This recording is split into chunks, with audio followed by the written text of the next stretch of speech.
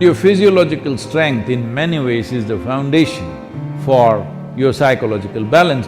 I think food and toilet both must be far away. Then you will keep your physiology in a conscious condition. Just because I'm laughing and joking about this, don't think there is no problem. There is substantial problem.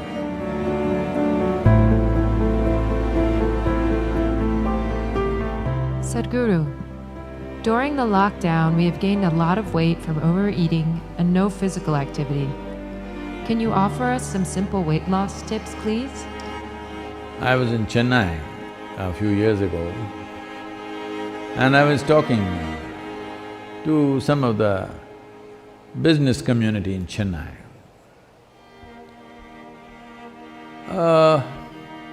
They were not particularly obese or something, but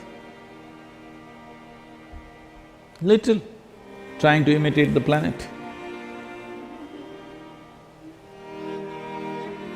Not by being on a spin, in form, I mean. So I said, as a generation of people, look at your condition. If I had come to Chennai 50 years ago or 100 years ago,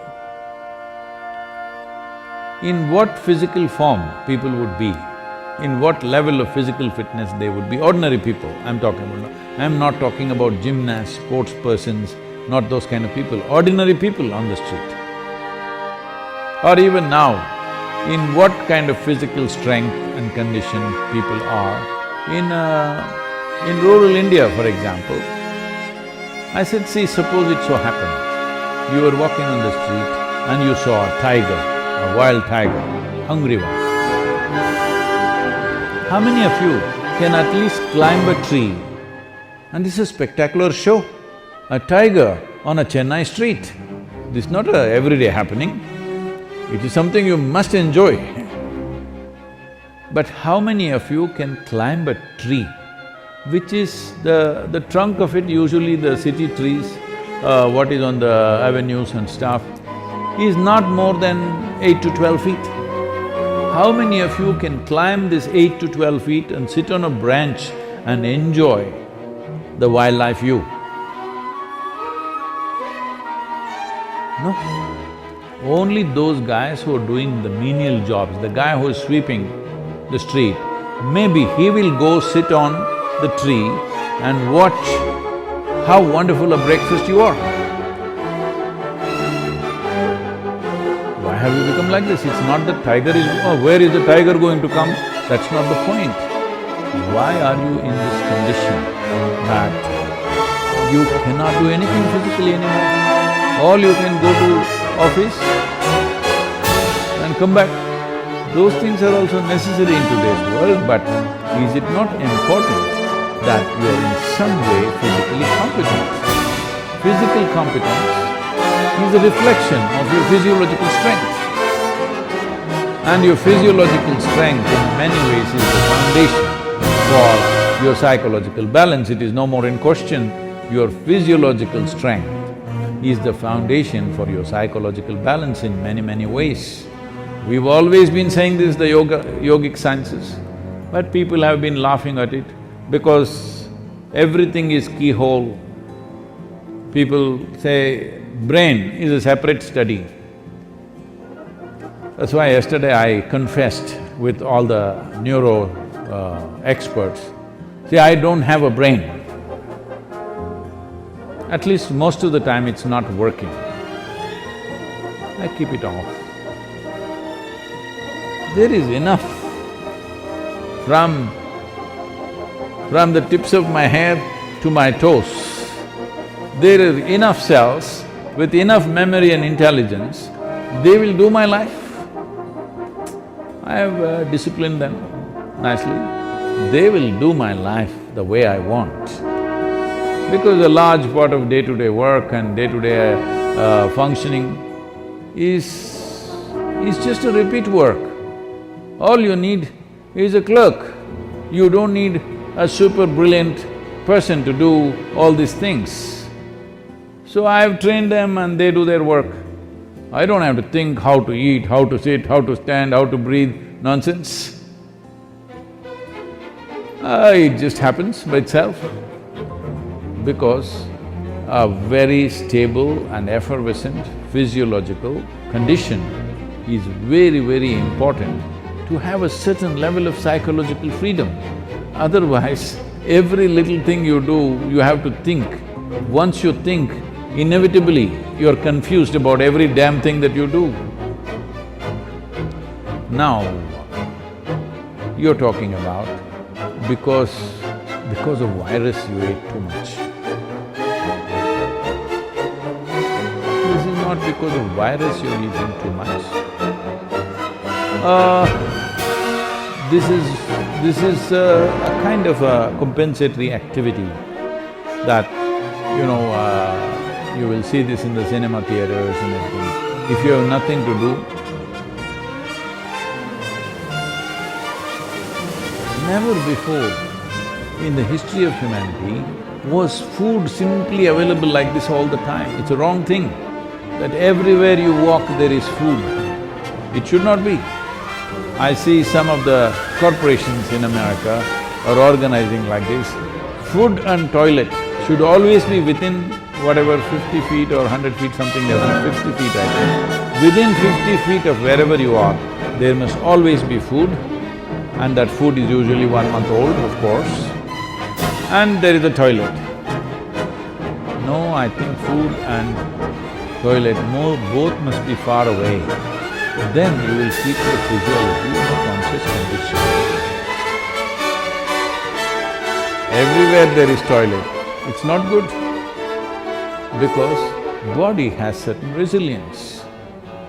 You wanting to run to the toilet is not just physiological, sometimes it may be when the body, at some time it's disturbed, at that time it may be. Otherwise, in normal conditions, it is more a psychological condition than a physiological condition. That all the time you want to message, not because you have something very significant to say, it is simply because it's a release. Similarly, going to the toilet is a release, sexuality is a release, wherever, whenever, whatever, all the time the same things, because you are building up nonsense within yourself all the time. You need a release, all the time release.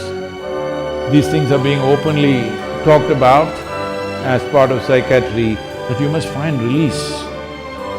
Why are you pent up? I think in one of the interviews, some journalist was asking me, Sadhguru, what do you do to unwind yourself? I said, what? Why will I wind myself up, first of all? I don't wind myself up and then want to unwind somewhere. What are you? Are you a grandfather clock or something? You wind yourself up. Even the watch doesn't need any winding anymore, it runs by itself. Why are you winding yourself up? This is simply because you understand life as an accumulation. Yes, body is an accumulation, mind is an accumulation, but life is not an accumulation. It's a phenomena that's happening. If you have not tasted that phenomena, you know only accumulations, you always think the safety is in accumulation, whether it's wealth, money, this, that, and body. But at least your money you can keep it in the bank, though it may be heavy in your mind. But if you accumulate too much body, you have to carry it around every moment of your life. And in the world today,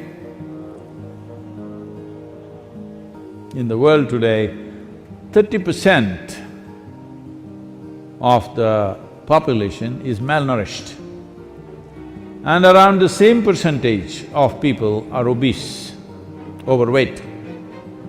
See, you can fix it. The world's problems of malnourishment, you can fix it. So, this practice is there in the Isha Yoga Center. Whenever cause comes up, when Isha Vidya, educating rural children, raising funds for it became a problem, then many people in the yoga center took this up on Wednesday evenings I won't have dinner and let that money go to the children. I think you must find 7 causes like this. I can give you 7. Monday for Rally for Rivers, Tuesday for Kaveri Calling, Wednesday for Isha Vidya, Thursday is called Guruvar, this is for your Sadhguru. Friday for Devi, because that's her day. Saturday, you have your dinner, I'm reducing one. Sunday, for Janalika. Like this, you find 7 or at least 6 causes, where 6 dinners you give away. Morning you eat, all right? 10 o'clock in the morning you eat well, and again eat 10 o'clock tomorrow morning. And also, because you need to keep social distancing, drive out of the town and walk back. Get into your bus, buy a ticket for 10 kilometers away and just walk back. Best you go without your phone and your wallet, so that you have to walk back. Do something, come on. Already there is one problem. You want to multiply your problems, huh? You want to increase the size of your problem? Don't do that. There's enough problem already. I'm telling you, there's substantial problem. Just because I'm laughing and joking about this, don't think there is no problem. There is substantial problem. Don't fool yourself, because if your body and your mind is in a certain condition, you can easily fool yourself. This happened. Shankaran Pillai was running a garment shop here in United States.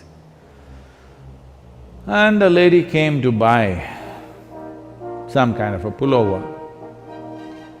So, he promised her it is 100% wool. She took it, went home. The next day she came back and she said, "You said it's 100% wool, but here the label says it is made in Bangladesh and it's 100% cotton." He said, "Ma'am, don't you be fooled by this.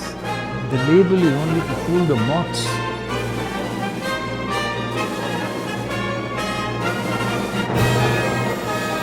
Like this, there are so many labels all over the world. Don't go by that. This is a simple experiment you must do. All of you who are sitting now on the floor, when you get up, you must use only 2 limbs to stand up. All of you, in your life, you must keep this up however old you are. This is a simple test for you. You sit down cross-legged, and when you want to stand up, you use only 2 limbs. That means you don't do 4-wheel drive. Just get up with your legs. This much fitness at least you must manage. If you can't climb a tree, there are not enough tigers to, for them to roam in your city. If you can't climb a tree, it's okay, but at least you must be able to stand up. This much fitness you must maintain. Please do that for yourself.